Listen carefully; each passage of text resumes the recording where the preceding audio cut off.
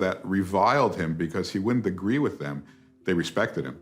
And even the Palestinians said that the only guy who can make peace is Trump, because he's tough and he's strong and he backs up what he says, and none of us can pull the wool over his eyes. You know, what we say on the Arab street in Arabic is going to get translated. He's going to find out about it. He's not going to give us, you know, the wiggle room to say nice things in English for the American press and then say something different to the Arab street. You know, he's holding us accountable.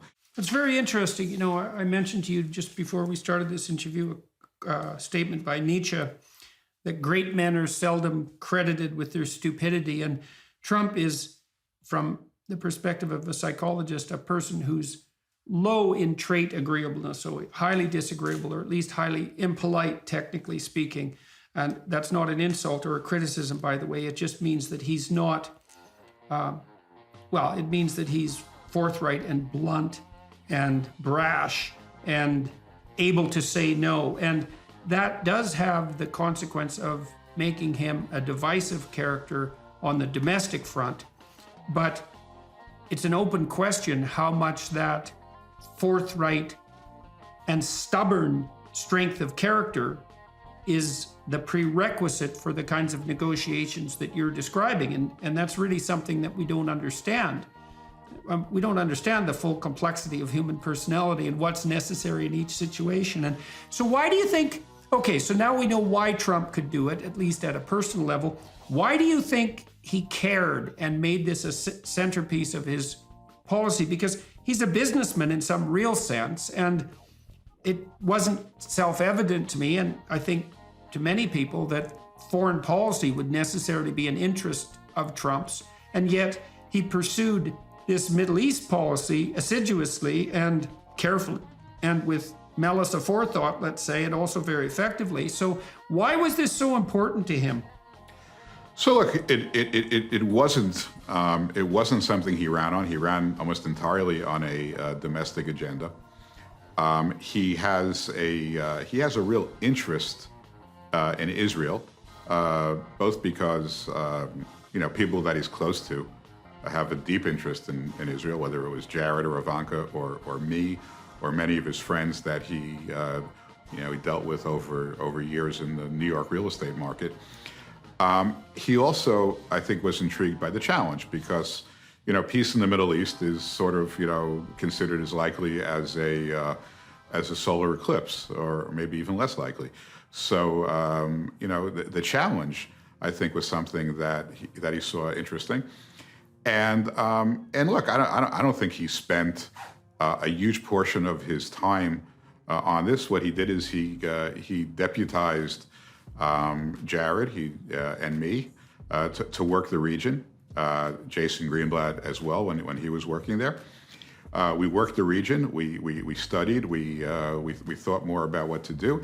After that trip, we began to move forward with some real historic pro-Israel moves, both because we wanted to do it, both because the president had promised he would do it, because they were extraordinarily important to many of the people that voted for him, and also because it would give us a real sense of how a pro-Israel policy could be harmonized with a pro-moderate Sunni policy as well. And, it was interesting. My friend Jared likes to talk about, his conversations when he spoke to a few of his Arab friends in the region about potentially moving our embassy to Jerusalem. And they said to him, Jared, I'm not going to tell you to move the embassy or not move the embassy, but what I am going to tell you is that if you move the embassy, you'll find out who your friends are. And that just struck me as an extraordinary observation, because when we moved the embassy, we found out who our friends were.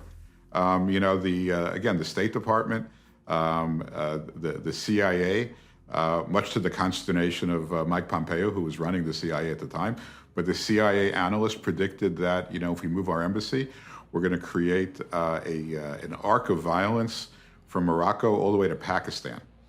And everything that we did on our own, all the conversations we had, suggested exactly the opposite. But what do we know? What do I know? I'm a recovering lawyer, and Jared is a real estate guy. But everything we knew, everybody we spoke to said that's not going to be the case. Yeah, well, it's also the case that, you'd think, if you were thinking about this strategically beforehand in some sense, that the move of the embassy to Jerusalem would have scuttled any chances whatsoever. That would be the accepted dogma anyways, that would have scuttled any chances whatsoever of moving forward with a broader peace accord. So much for expert prediction, but that's not at all what happened.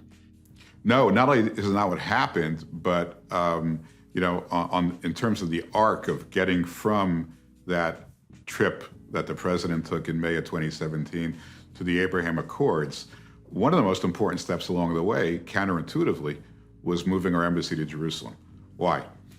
Because what the president was saying in moving our embassy to Jerusalem, he was delivering a few messages. The first is, I keep my campaign promises. I'm a reliable ally. I told people I would move the embassy to Jerusalem. So did Obama, so did Clinton, so did Bush. I'm keeping that promise. You can trust me. Number two, I'm going to fulfill the will of the American people.